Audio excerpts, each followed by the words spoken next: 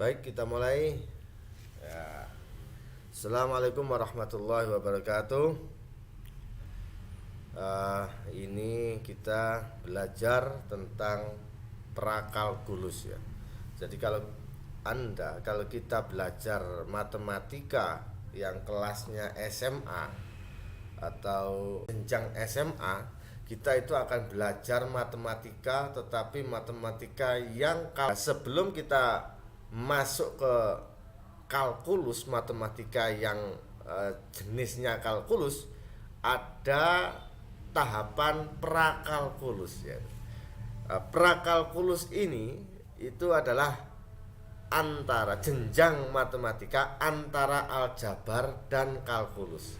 Jadi prakalkulus ini menjembatani bagi yang belajar aljabar di SMP kemudian melanjutkan belajar matematika di SMA.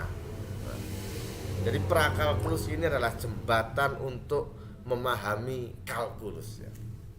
Di atasnya aljabar tentunya. Baik, ini adalah buku yang saya buka, ini adalah berjudul Pre-Calculus yang ditulis oleh Fred Xavier. Penerbitnya adalah McGraw-Hill, sebuah penerbit yang terkenal. Kita akan belajar yang pertama ini adalah tentang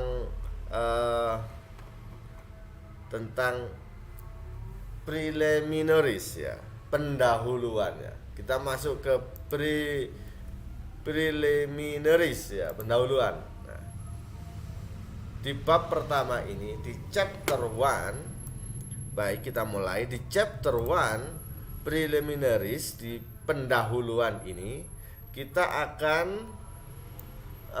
belajar tentang the sets of number, himpunan bilangan yang digunakan di dalam aljabar ya.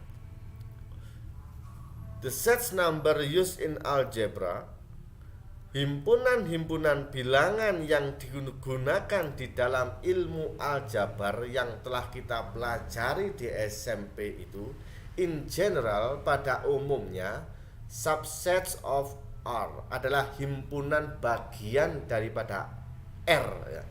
Apakah itu R? The sets of real number. R adalah simbol daripada himpunan bilangan real. Jadi kita punya himpunan bilangan gede, itu himpunan bilangan real, satu kotak besar.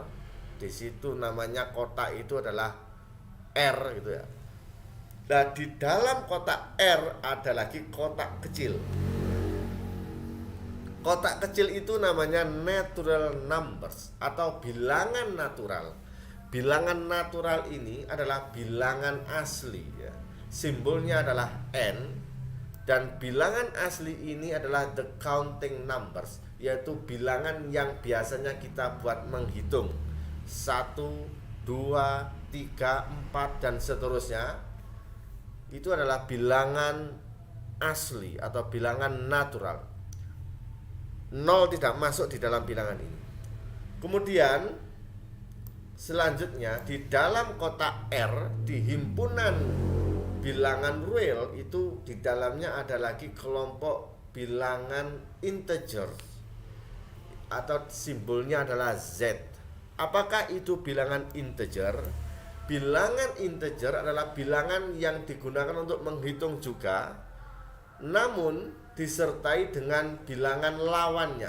Kalau tadi ada 1, 2, 3, 4 dan seterusnya, maka lawannya bilangan ini adalah negatif 1, negatif 2, negatif 3 dan seterusnya. 0 termasuk 0. Jadi bilangan integer adalah semua bilangan positif, semua bilangan negatif, termasuk juga 0. Itu adalah bilangan integer. Kemudian selanjutnya ada rational numbers atau Q. Simbolnya adalah Q. Apakah itu rational numbers? Adalah himpunan semua angka yang bisa that can be written, yang bisa ditulis as quotient, sebagai pecahan A per B. Semua bilangan yang bisa ditulis di dalam bentuk pecahan A per B misalkan, di mana B-nya itu A per B-nya itu tidak boleh 0, dan A dan B itu adalah termasuk bilangan integers, maka itu adalah bilangan rasional. Contohnya adalah 3/17, 10/3, dan lain sebagainya.